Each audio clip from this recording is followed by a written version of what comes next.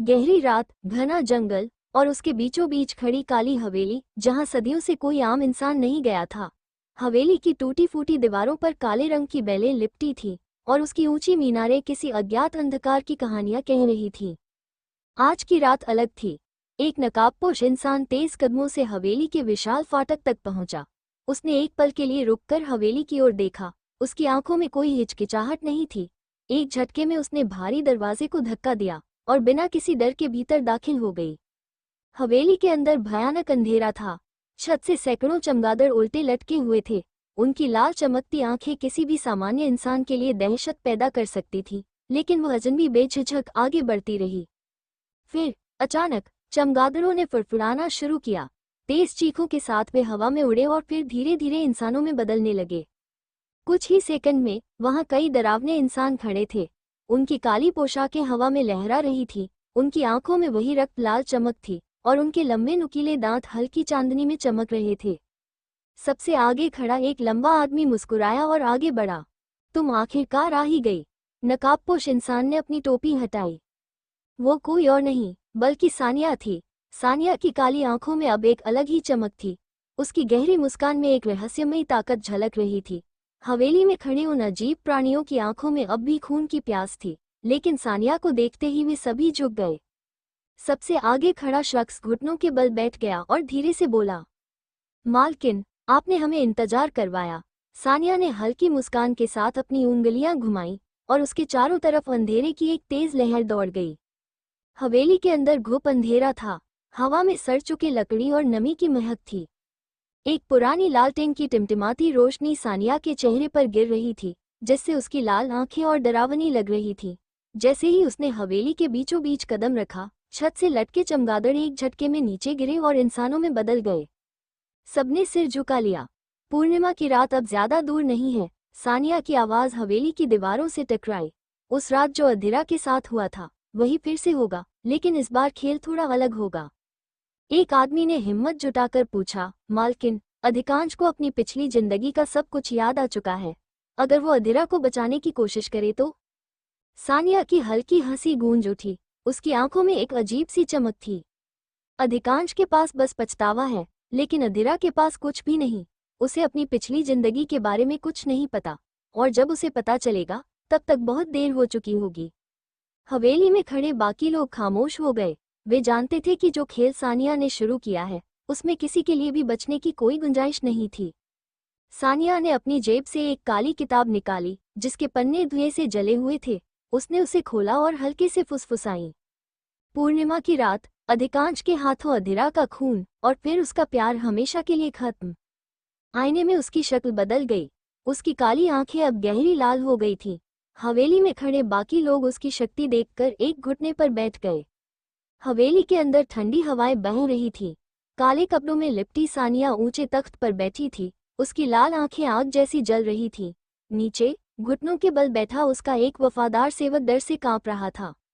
वो हिम्मत जुटाकर बोला, मालिक, छोटा मुंह बड़ी बात, लेकिन अधीरा तो एक मामूली लड़की है। आपको उससे डरने की क्या जरूरत? हमें डर तो उस भेड़िए अधिकांश से होना चाहिए ना। सानिया के होठों पर एक ठंडी हंसी आई। उसने धीरे से अपनी लंबी नुकीली उंगलियां लकड़ी के तख्त पर घुमाई और फिर अचानक जोर से मेज पर वार किया। अधीरा मामूली लड़की नहीं है। उसकी गूंजती हुई आवाज हवेली की दीवारों से टकराई। वो धीरे धीरे खड़ी हुई और उस आदमी की तरफ झुकी। उसकी आंखों में एक खतरनाक चमक थी। अगर वो मामूली होती तो 100 साल बाद भी लौटकर न आती। तुम नहीं समझते, अधीरा ही इस खेल की सबसे बड़ी जड़ है। अगर वो बच गई तो हम सब खत्म हो जाएंगे। उस आदमी ने कांपते हुए निगाहें झुका ली। उसे अब समझ आ चुका था कि अधीरा सिर्फ एक आम लड़की नहीं थी, वो एक भूतकाल थी जो फिर से लौट आई थी। हवेली के अंदर खामोशी थी, लेकिन सानिया की आंखों में उबाल था। उसने धीरे से अपनी लाल नजरें उस आदमी पर टिकाई, जो अभी भी सिर झुकाए कांप रहा था। उस आदमी ने घबराते हुए सिर उठाया, मगर मालिक, उसे कुछ भी याद नहीं है। अगर उसे खुद का सच पता ही नहीं, तो फिर डर किस बात का? सानिया ने हल्की हंसी हंसी। ये हंसी नहीं, बल्कि किसी के मरने की दस्तक थी। डर इस बात का है कि अधिकांश को सब याद आ चुका है। उस आदमी के माथे से पसीना बह निकला। अधिकांश? तो क्या वो अधीरा को सब कुछ बता देगा? सानिया उसकी ओर झुकी और उसके चेहरे को अपने नुकीले नाखूनों से हल्का सा छूते हुए फुसफुसाई, अधिकांश उसे सच बताने की कोशिश करेगा, मगर उससे पहले हमें अधीरा को खत्म करना होगा। उस आदमी ने गहरी सांस ली और धीमे स्वर में कहा, तो क्या हमें उसे मार देना चाहिए? सानिया ने गुस्से में उसकी गर्दन पकड़ ली और उसे तख्त के पास घसीटकर बोली, मार देना इतना आसान होता तो मैंने अब तक कर दिया होता, लेकिन अधीरा का खून, वो पवित्र है, और जब तक पूर्णिमा की रात नहीं आती उसे मारा नहीं जा सकता। पूर्णिमा की रात? आदमी ने चौंक कर पूछा। सानिया ने एक लंबी सांस ली और अपनी आंखें बंद की। कुछ ही पल में हवेली की दीवारों पर छायाएं नाचने लगीं। काले साए धीरे धीरे हवेली के चारों ओर घूमने लगे।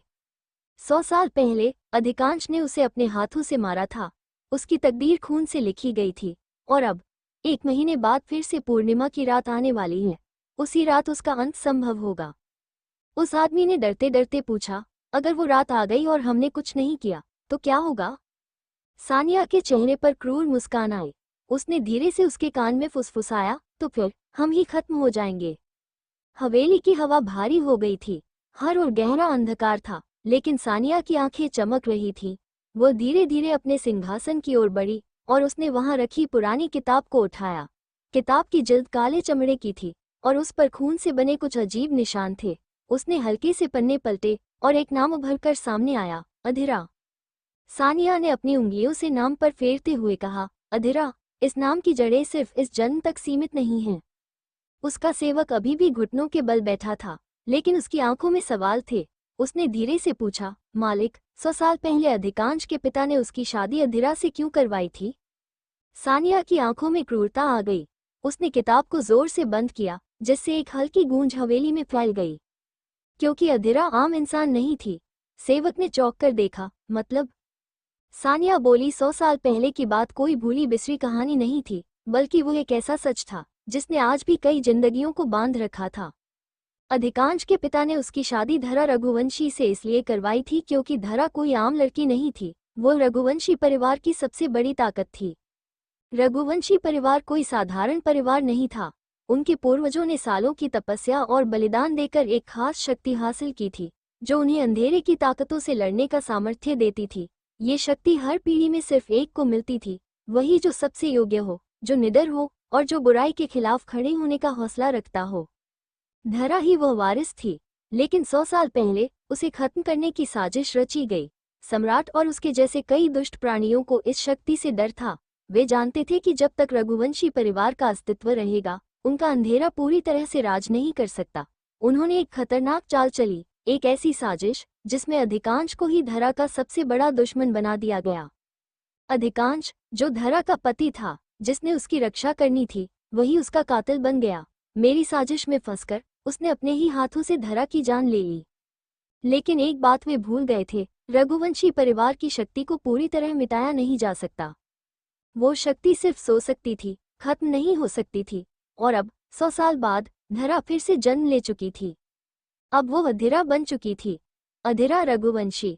इस जन्म में वो एक आम लड़की की तरह बड़ी हुई, जिसे अपने अंदर की ताकत के बारे में कुछ नहीं पता था। उसे अपना अतीत याद नहीं था, नहीं वो जानती थी कि उसकी किस्मत में क्या लिखा है, लेकिन समय अपनी रफ्तार से आगे बढ़ रहा था। पूर्णिमा की रात बस 1 महीने दूर थी। सानिया भारी कदमों से आगे बढ़ी। उसकी आंखों में एक अनजाना तनाव था और चेहरा हमेशा की तरह रहस्यमयी। उसने अपनी लंबी उंगलियां मेज पर रखी काली किताब पर फेरते हुए गहरी सांस ली और फिर अचानक पूछा, वो आ गई है क्या? सामने खड़ा आदमी थोड़ा झुका और धीमी आवाज में बोला, जी, वो आ गई है। वो अपने कमरे में आपका इंतजार कर रही है। सानिया ने हल्की मुस्कान के साथ सिर हिलाया। उसकी आंखों में गहरी सोच उतर आई थी। बहुत दिन बाद आए हैं, लगता है वहां सब कुछ ठीक चल रहा है। उसने कोई और सवाल नहीं किया, बस अपनी काली पोशाक का किनारा संभालते हुए सीढ़ियों की ओर बढ़ गई। सीढ़ियां पुरानी थीं, हर कदम पर हल्की चिरमुराहट गूंज रही थी। हवेली का ऊपरी हिस्सा हमेशा की तरह सन्नाटे में डूबा हुआ था। सानिया धीमे कदमों से आगे बढ़ती गई। दरवाजे के पास पहुंचकर उसने एक पल के लिए ठहरकर गहरी सांस ली। हल्की रोशनी अंदर से छनकर बाहर आ रही थी। कमरे के अंदर कोई था, कोई ऐसा जिसे सानिया ने बहुत समय से नहीं देखा था। उसने धीरे से दरवाजा खोला। कमरा हल्की लालटेन की रोशनी में डूबा हुआ था। खिड़की से आती ठंडी हवा पर्दों को हौले हौले हिला रही थी। अंदर कमरे के बीचों बीच एक औरत बैठी थी। उसकी लंबी घनी जुल्फें उसके चेहरे पर गिर रही थी और उसकी गहरी आंखें किसी भूले हुए राज की तरह चमक रही थी। सानिया ने उसे देखा और हल्की मुस्कान के साथ बोली, बहुत दिनों बाद आई हो। औरत ने अपनी नजरें उठाईं। उसकी आंखों में एक अजीब सा संतोष था, जैसे वह जानती थी कि यह मुलाकात पहले से तय थी। हाँ, लेकिन तुम्हें पता है, मैं कहीं नहीं गई थी, उसने धीरे से कहा। मैं हमेशा यही थी, तुम्हारे ही इंतजार में। सानिया ने हल्का ठहाका लगाया और धीरे धीरे आगे बढ़ी। उसके कदमों की आहट पूरे कमरे में गूंज रही थी। तो फिर इतनी देर क्यों लगा दी? वह औरत मुस्कुराई, लेकिन उसकी मुस्कान में रहस्य छिपा था। उसने मेज पर रखे कांच को हल्के से छुआ और एक ठंडी लहर पूरे कमरे में दौड़ गई। कुछ चीजों का सही समय होता है, सानिया, उसने धीरे से कहा। अब वो समय आ चुका है। सानिया की आंखें सिकुड़ गईं। तुम तैयार हो? वो औरत उठी, उसकी परछाई हल्की रोशनी में फैल गई। उसने अपनी उंगलियां हवा में घुमाई और कमरा अचानक ठंडा पड़ गया। मैं हमेशा तैयार थी, वो फुसफुसाई। सवाल ये है, क्या तुम भी तैयार हो? कमरे की लालटेनें एक झटके में बुझ गईं और गहरे अंधेरे में सिर्फ दो जोड़ी लाल आंखें चमक रही थीं। कमरे में सन्नाटा पसर गया। खिड़की के पर्दे ठंडी हवा से लहराने लगे और अंधेरे में सिर्फ दो लाल आंखें चमक रही थीं, एक सानिया की और दूसरी उस रहस्यमयी औरत की। सानिया ने हल्के से सिर झुकाया। उसकी आंखों में कोई डर नहीं था, बल्कि एक जिज्ञासा थी। उसने धीमी आवाज में पूछा, अगर तुम हमेशा तैयार थी, तो अब तक रुकी क्यों थी? वो औरत हल्का मुस्काई। उसकी मुस्कान में एक गूढ़ रहस्य छिपा था। उसने अपनी लंबी सफेद उंगलियां मेज के कांच पर घुमाई और हल्की धुंध पूरे कमरे में फैल गई। क्योंकि खेल अब शुरू हुआ है, सानिया। पूर्णिमा की रात नजदीक है और तुम्हें भी पता है कि इस बार यह खेल वैसा नहीं होगा जैसा 100 साल पहले हुआ था। सानिया की आंखों में चमक आ गई। उसने ठंडी आवाज में कहा, इस बार सब कुछ हमारे हिसाब से होगा। वो औरत हल्का हंसी, लेकिन उसकी हंसी हवा में गूंजती चली गई, जैसे किसी और ही दुनिया से आई हो। क्या वाकई, सानिया? उसने एक कदम आगे बढ़ाया। तुम ये कैसे भूल सकती हो कि अधीरा इस बार अलग है? सानिया की भौहें तन गईं। उसने तीखी आवाज में कहा, अधीरा को कुछ भी याद नहीं है। वो अभी भी एक आम इंसान की तरह जी रही है। अधिकांश उसके करीब जरूर है, लेकिन उससे पहले कि उसे कुछ पता चले, हम उसे खत्म कर देंगे। वो औरत चुपचाप खड़ी रही। उसकी आंखों में एक अजीब सी चमक थी। अधीरा को याद न भी आए तो क्या? उसने धीमे स्वर में कहा, क्या तुमने कभी सोचा है कि इस बार वो अपनी ताकत खुद महसूस कर सकती है? 100 साल पहले वो अपनी नियति से अनजान थी, लेकिन इस जन्म में उसकी आत्मा जाग रही है, सानिया। सानिया ने एक गहरी सांस ली। कमरे की हवा अचानक और ठंडी हो गई थी। अगर उसकी आत्मा जाग रही है, तो हमें और तेज होना होगा, उसने धीरे से कहा।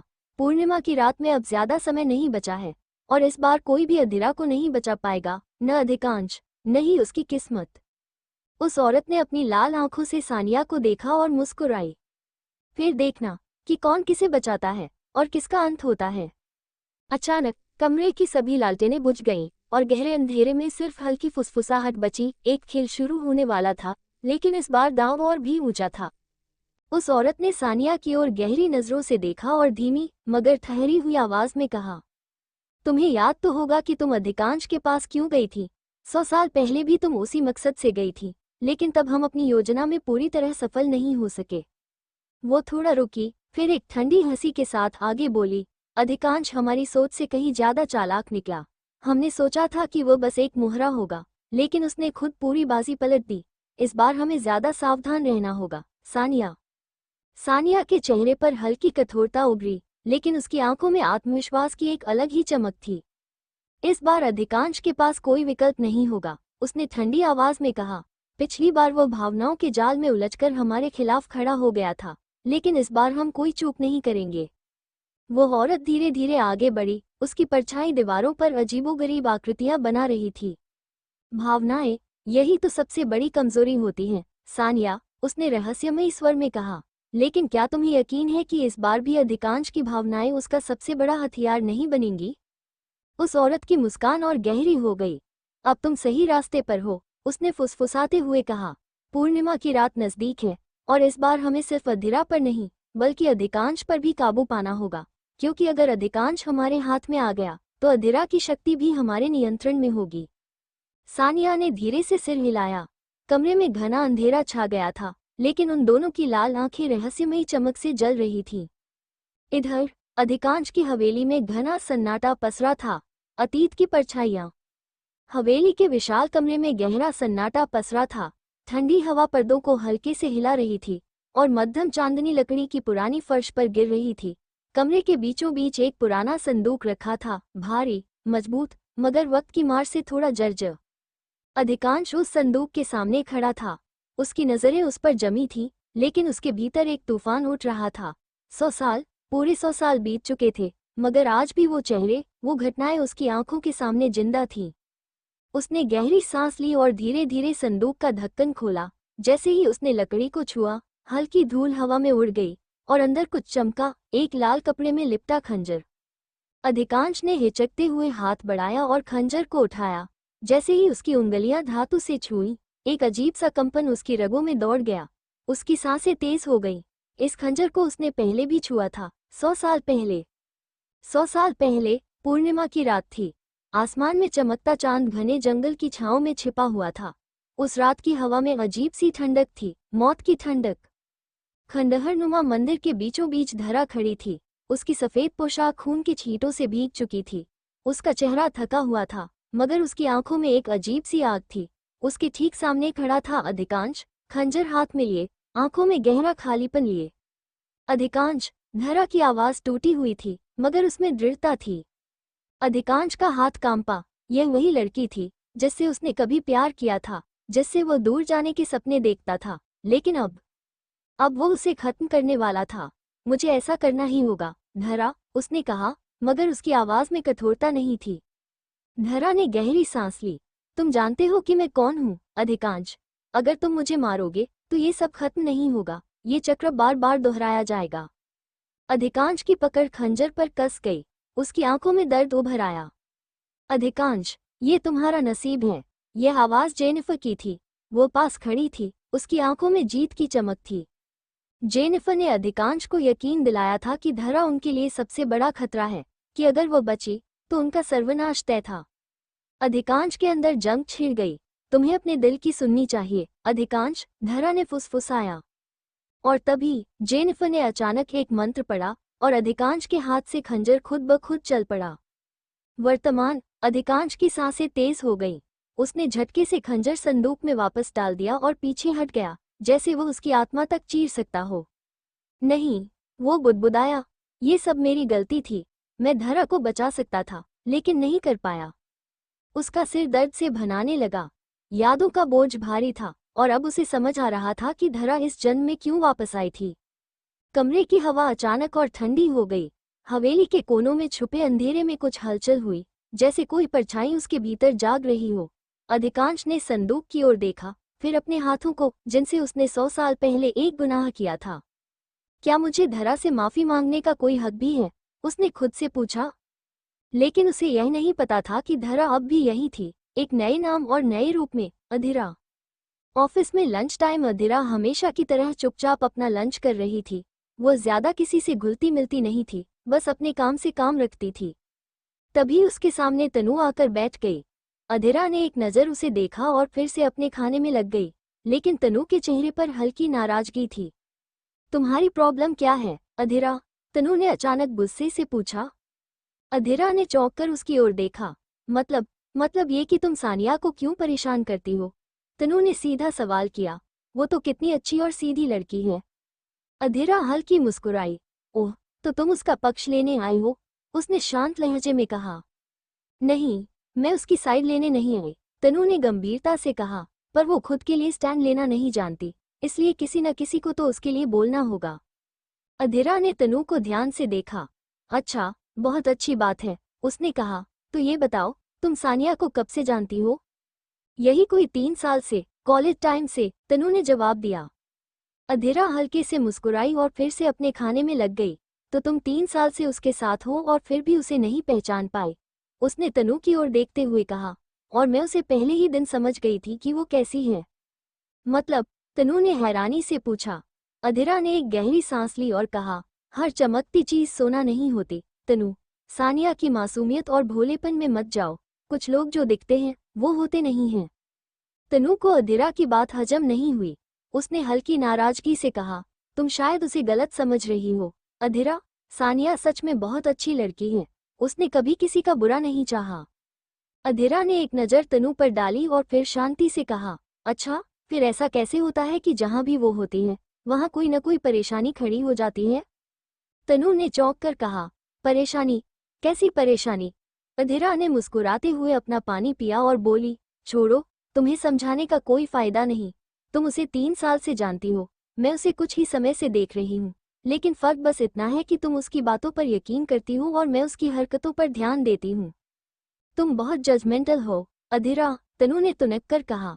अगर तुम्हें उससे कोई दिक्कत है तो तुम उससे सीधे बात क्यों नहीं करती? अधीरा ने हल्की हंसी के साथ कहा, क्योंकि मुझे उसकी असली सच्चाई जानने के लिए उससे बात करने की जरूरत ही नहीं है। कुछ लोग बिना कहे ही अपने बारे में बहुत कुछ बता देते हैं। तनु कुछ कहने ही वाली थी कि तभी कैफेटेरिया में हलचल मच गई। कुछ लोग खड़े होकर बाहर देखने लगे। क्या हुआ? तनु ने सिर घुमाकर देखा। पता नहीं, शायद कोई झगड़ा हो रहा है, किसी ने जवाब दिया। अधीरा ने अपना लंच खत्म किया और ट्रे उठाते हुए कहा, देखो, शायद तुम्हारी भोली सानिया फिर किसी मुसीबत में पड़ गई हो। तनु को अधीरा की बात चुभी, लेकिन वो बिना कुछ कहे उठकर बाहर देखने चली गई। अधीरा ने हल्की मुस्कान के साथ सिर हिलाया और अपने लंच के टेबल से उठ गई। कैफेटेरिया में हलचल मची थी। कई लोग अपनी जगह से उठकर बाहर झांक रहे थे। क्या हुआ? तनु ने उत्सुकता से पूछा। बाहर पार्किंग में किसी का झगड़ा हो रहा है, किसी ने जवाब दिया। अधीरा ने हल्का सिर हिलाया और कहा, चलो देखते हैं किसका ड्रामा चल रहा है। तनु और अधीरा कैफेटेरिया से बाहर निकली। बाहर आते ही उन्होंने देखा कि पार्किंग एरिया में सानिया किसी से बहस कर रही थी। उसके सामने एक लड़का खड़ा था, गुस्से में, आंखों में नाराजगी। तुम झूठ बोल रही हो, सानिया, लड़के की आवाज गूंजी। तुमने मुझसे वादा किया था और अब ऐसे पलट रही हो। सानिया के चेहरे पर मासूमियत थी, लेकिन उसकी आंखों में एक अजीब सी घबराहट झलक रही थी। देखो रोहित, प्लीज यहाँ तमाशा मत करो, सानिया ने धीमे स्वर में कहा, लेकिन उसके लहजे में घबराहट साफ झलक रही थी। तमाशा? तुमने मुझसे पैसों के लिए मदद मांगी थी, मैंने तुम्हारी हर बात मानी, और अब तुम कह रही हो कि तुमने ऐसा कुछ कहा ही नहीं। अधीरा और तनु दोनों चौंक गई। तनु ने तुरंत बीच में आकर कहा, रोहित, क्या हो गया? तुम क्यों चिल्ला रहे हो? रोहित ने गुस्से में तनु की ओर देखा और कहा, पूछो अपनी दोस्त से, इसने मुझसे कहा था कि इसे पैसों की जरूरत है। मैंने बिना सोचे समझे इसे पैसे दिए, और अब ये कह रही है कि उसने कभी कुछ मांगा ही नहीं। तनु ने हैरानी से सानिया की ओर देखा। सानिया, ये सच है? सानिया ने घबराकर कहा, तनु प्लीज, इस पर भरोसा मत करो, ये झूठ बोल रहा है। अधीरा चुपचाप खड़ी थी, लेकिन उसकी आंखें हर चीज को बारीकी से देख रही थी। उसने धीरे से कहा, रोहित, तुम्हारे पास कोई सबूत है कि सानिया ने तुमसे पैसे लिए? रोहित ने तुरंत अपनी जेब से फोन निकाला और स्क्रीन पर कुछ दिखाया। ये देखो, चेक्स, मैंने इसे 2 लाख रुपए दिए थे, और देखो इसने खुद कैसे कहा था कि बाद में लौटा देगी। अब ये पलट रही है। भीड़ में हलचल मच गई। लोग फुसफुसाने लगे। 2 लाख रुपए? तनु ने सदमे में कहा। सानिया के चेहरे की रंगत उड़ गई।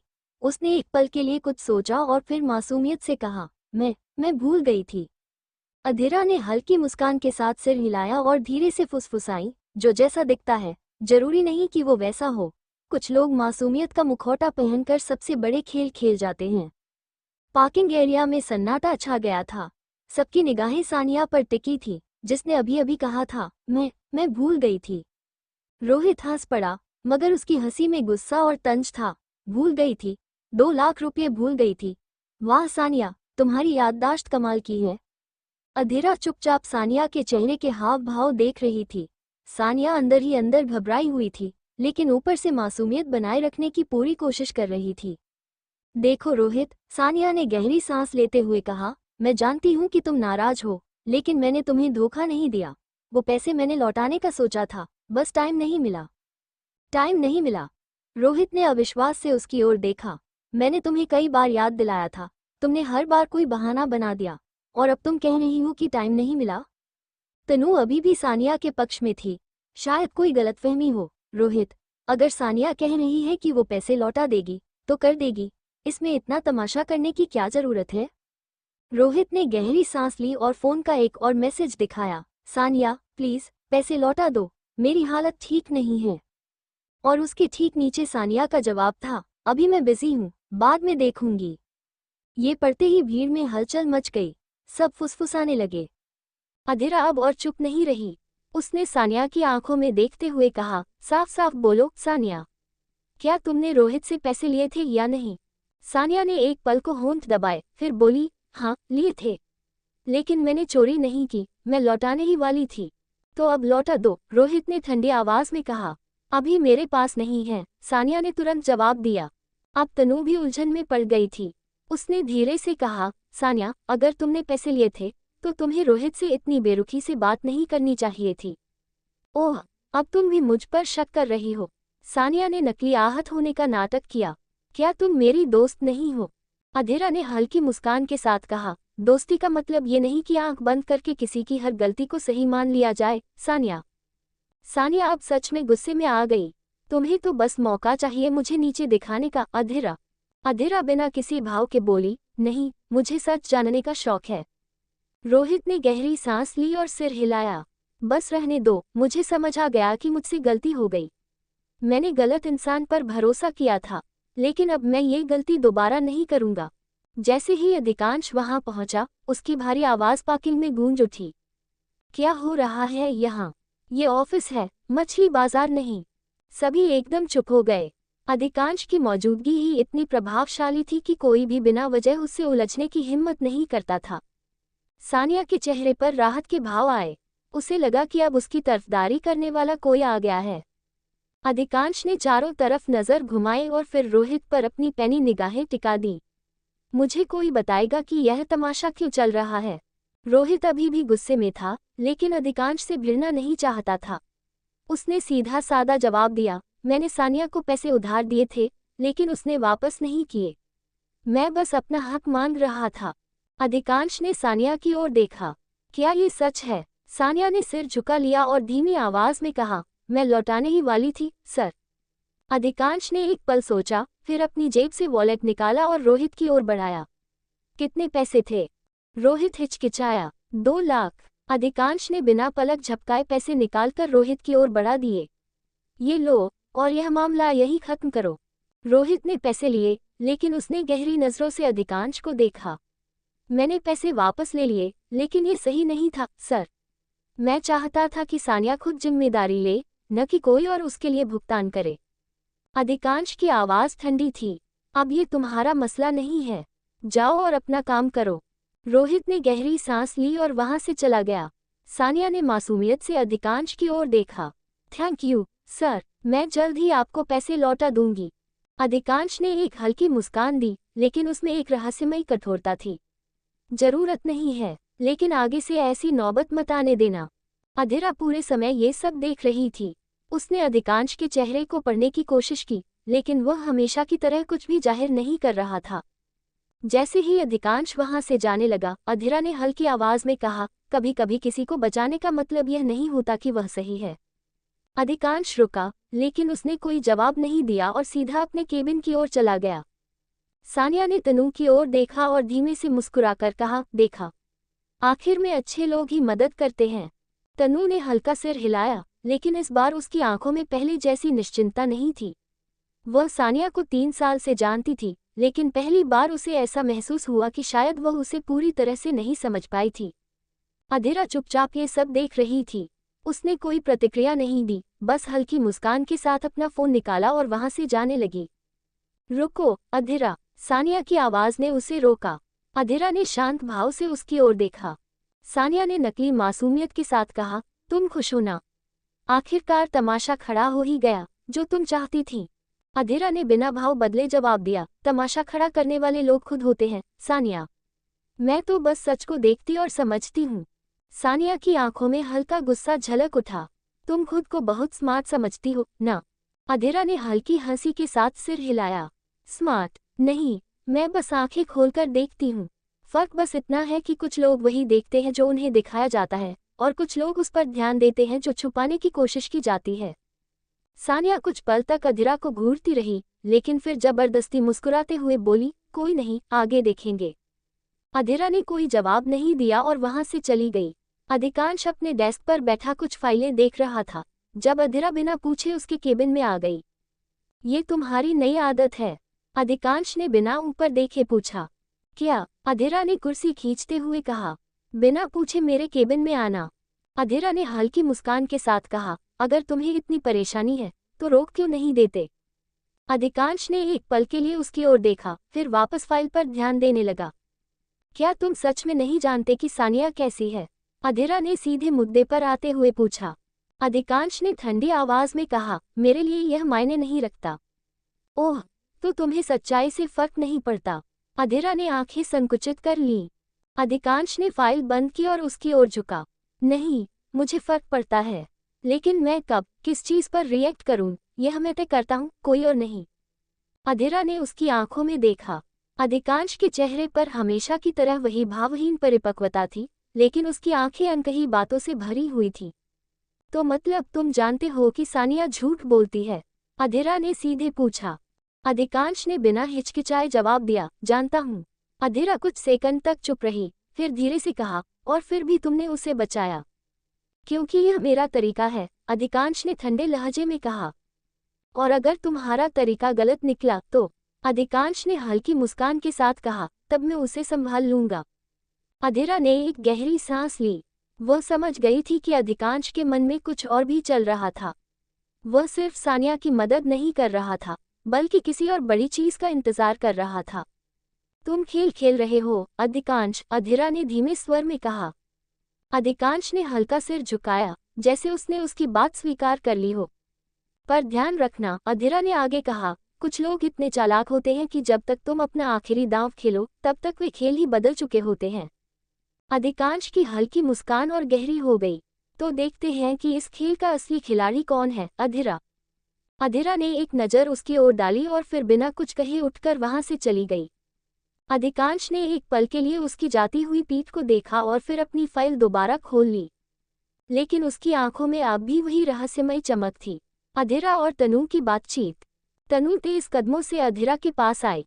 अधीरा ने उसे देखते ही अपना चेहरा बिगाड़ लिया और चिढ़ते हुए बोली, यार प्लीज, अब फिर से मत शुरू हो जाना अपनी सानिया पूर्ण की कथा लेकर। मत कहना कि वो ऐसी नहीं है, वैसी नहीं है, वो बहुत अच्छी है। तनु ने गहरी सांस ली और संयम रखते हुए बोली, देखो अधीरा, मैं यहाँ कोई बहस करने नहीं आई हूँ।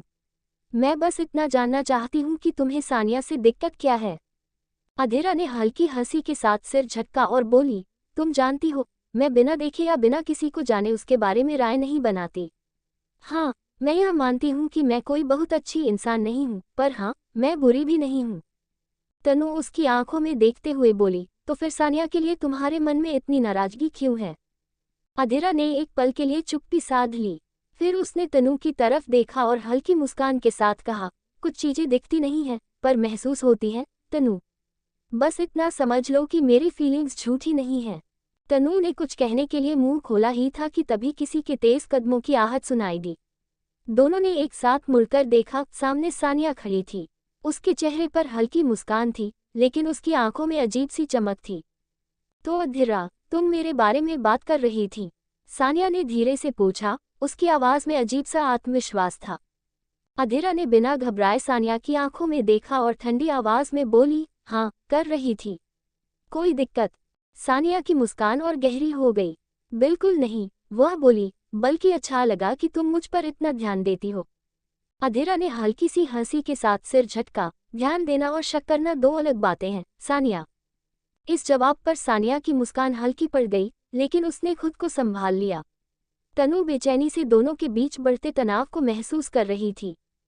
सानिया ने अधीरा को गहरी नजरों से देखा, लेकिन कुछ कहे बिना मुस्कुराए और वहां से चली गई। तनु ने अधीरा की ओर देखा, यार, तू बेवजह पंगे ले रही है। पंगे नहीं ले रही, बस सच को महसूस कर रही हूँ, अधीरा ने हल्की मुस्कान के साथ कहा और वहां से चली गई।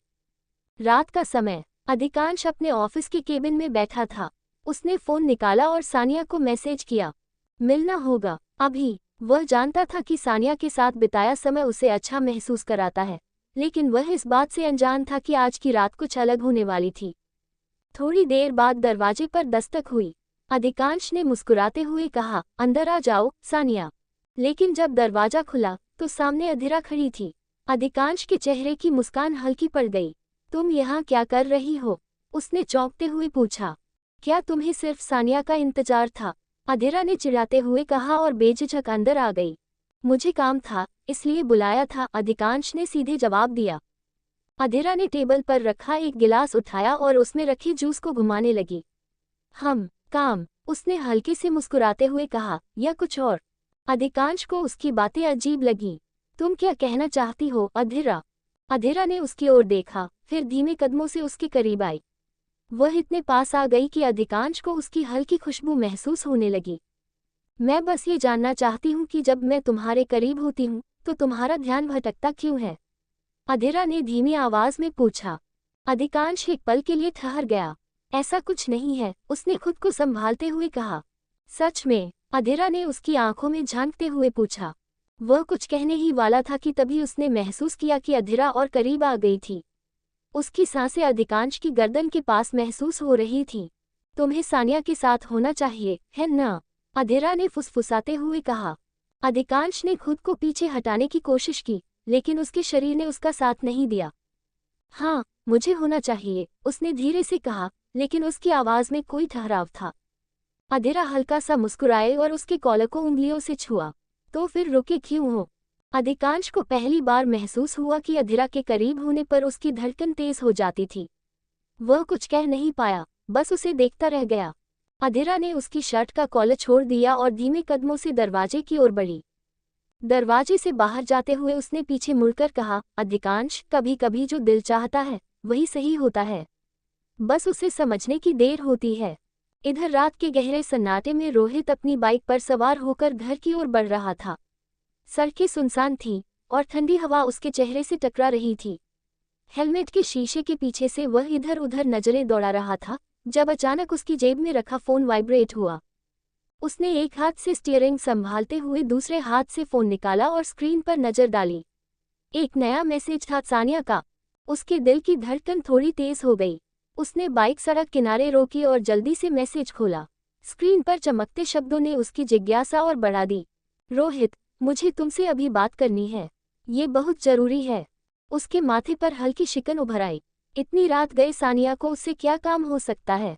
कुछ देर तक वह स्क्रीन को देखता रहा, फिर उसने गहरी सांस लेते हुए फोन वापस जेब में रखा और बाइक स्टार्ट कर दी। रोहित का मन बेचैन हो उठा। आधी रात को अचानक ऐसा मैसेज। वह सोच में पड़ गया। सानिया कभी भी बिना वजह उसे इस तरह मैसेज नहीं करती थी। कुछ तो गड़बड़ थी। उसने बाइक का एक्सीलरेटर घुमाया और तेज रफ्तार में आगे बढ़ गया। सड़कें सूनी थीं, स्ट्रीट लाइट्स की हल्की रोशनी उसके हेलमेट पर पड़ रही थी। उसका दिल कह रहा था कि कुछ बड़ा होने वाला है। कुछ मिनटों बाद उसने एक खाली जगह पर बाइक रोकी और फोन निकालकर सानिया को कॉल किया। फोन की घंटी बजती रही, लेकिन सानिया ने नहीं उठाया। ये क्या हो रहा है? रोहित के माथे पर पसीना आ गया। तभी उसके फोन पर एक और मैसेज आया। रोहित, प्लीज जल्दी आओ, मैं खतरे में हूँ।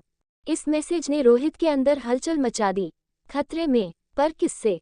उसने तुरंत टाइप किया, तुम कहाँ हो, सानिया? कुछ सेकंड बाद रिप्लाई आया, गोल्डन स्ट्रीट के पास वाले पुराने गोदाम में, जल्दी आओ। रोहित का दिमाग सन रह गया। गोल्डन स्ट्रीट, ये जगह तो सुनसान और खतरनाक इलाकों में गिनी जाती थी। उसने बिना समय गंवाए बाइक घुमाई और तेज रफ्तार से उस ओर बढ़ गया। अब उसकी सांसें तेज थीं, दिल की धड़कनें तेज हो रही थीं। रोहित की बाइक तेज रफ्तार से गोल्डन स्ट्रीट की ओर बढ़ रही थी। उसके दिल की धड़कनें बढ़ गई थीं। सानिया सच में खतरे में थी या ये कोई चाल थी, वह समझ नहीं पा रहा था। पर अगर सच में उसे मदद की जरूरत थी तो देर करना ठीक नहीं था। कुछ ही मिनटों में वह सुनसान गली में पहुंच गया। चारों ओर अंधेरा था, स्ट्रीट लाइट्स भी झपझपा रही थीं। पुराना गोदाम कुछ ही दूरी पर दिख रहा था। क्या सच में यहाँ कोई है? रोहित ने धीमी आवाज में खुद से कहा और बाइक रोककर सावधानी से आगे बढ़ा। गोदाम के जंग लगे दरवाजे को हल्का धक्का दिया और वह क्रीक की आवाज के साथ खुल गया। अंदर घना अंधेरा था। सानिया, रोहित ने धीरे से पुकारा। कोई जवाब नहीं आया। सानिया, तुम यहाँ हो? उसने फिर कहा, इस बार आवाज थोड़ी तेज थी। तभी हल्की सी सरसराहट सुनाई दी। रोहित ने फौरन फोन की फ्लैशलाइट ऑन की और इधर उधर देखने लगा। अचानक किसी ने पीछे से उसकी कलाई पकड़ी। रोहित का दिल एक पल के लिए जैसे थम गया। उसने झटके से मुड़कर देखा। वह सानिया थी। उसके बाल बिखरे हुए थे, सांसें तेज चल रही थी और आंखों में अजीब सी घबराहट थी। सानिया, ये क्या हो रहा है?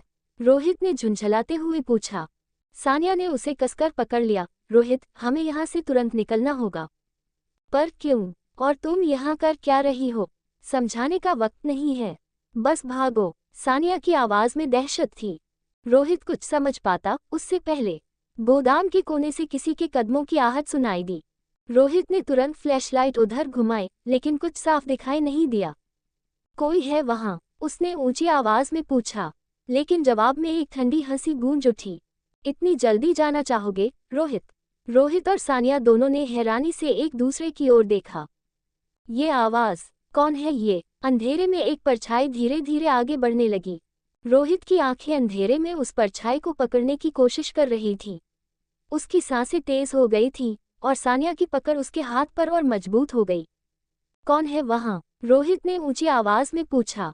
उस ठंडी हंसी ने फिर से हवा में सनसनी फैला दी। फिर एक गहरी, रहस्यमय आवाज आई, तुम्हें यहाँ नहीं आना चाहिए था, रोहित।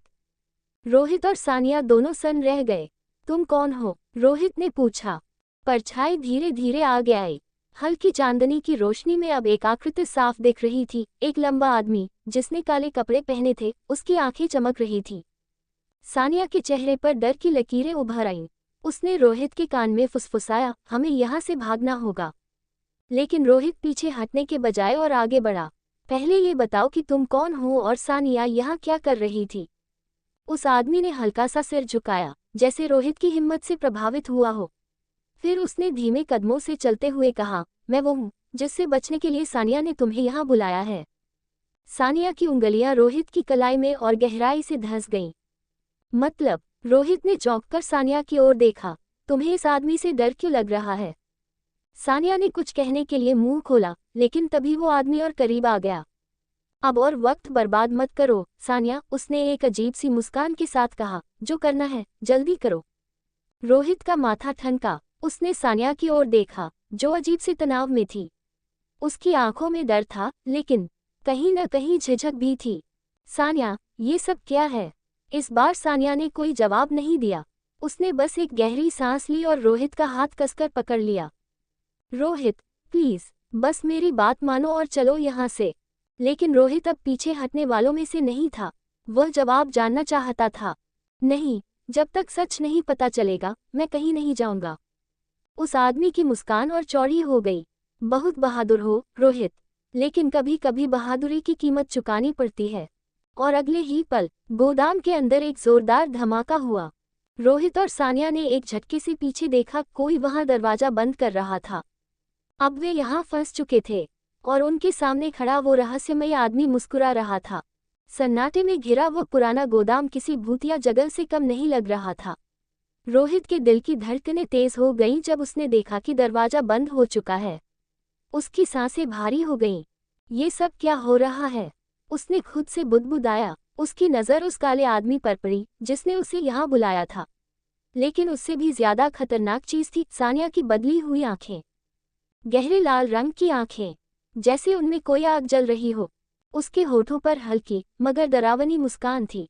रोहित ने घबराकर कदम पीछे खींचे। सानिया, ये क्या है? तुम मुझे ऐसे क्यों देख रही हो? लेकिन सानिया चुपचाप उसकी तरफ बढ़ती रही। उसकी चाल में एक अलग ही ठहराव था, जैसे वो अपने शिकार को पूरी तरह काबू में लेने वाली हो। फिर उसने ठंडी आवाज में कहा, अब तुम्हें पता चलेगा, रोहित। तुम यहाँ क्यों आए हो? और अगले ही पल उसने अपने नुकीले दांत दिखा दिए। रोहित का खून जम गया। नहीं, ये सच नहीं हो सकता, उसने कांपती आवाज में कहा और पीछे हटने की कोशिश की। लेकिन तभी पीछे खड़ा वो काला आदमी उसकी कलाई पकड़ लेता है। अब बहुत देर हो चुकी है, रोहित, उसने ठंडी आवाज में कहा। तुम्हारा यहाँ आना पहले से तय था। सानिया ने अपनी लाल आंखों से उसे घूरा और मुस्कुराई। मतलब ये, रोहित, कि तुम सिर्फ मेरे खाने का एक हिस्सा हो? सानिया, प्लीज, ये मजाक मत करो। लेकिन ये कोई मजाक नहीं था। एक झटके में सानिया ने उसकी गर्दन पकड़ ली और अपने नुकीले दांत उसमें धंसा दिए। रोहित की आंखें चौड़ी हो गईं। एक असहनीय दर्द उसकी नसों में दौड़ गया। उसकी ताकत जैसे धीरे धीरे खत्म हो रही थी। निया, उसकी आवाज हल्की पड़ गई। लेकिन सानिया के लिए यह कोई मायने नहीं रखता था। वह अब एक भूखी पिशाच थी जो अपने शिकार का खून पी रही थी। पीछे खड़ा वह आदमी मुस्कुराया, बहुत अच्छा सानिया, अब तुम और भी मजबूत बन जाओगी।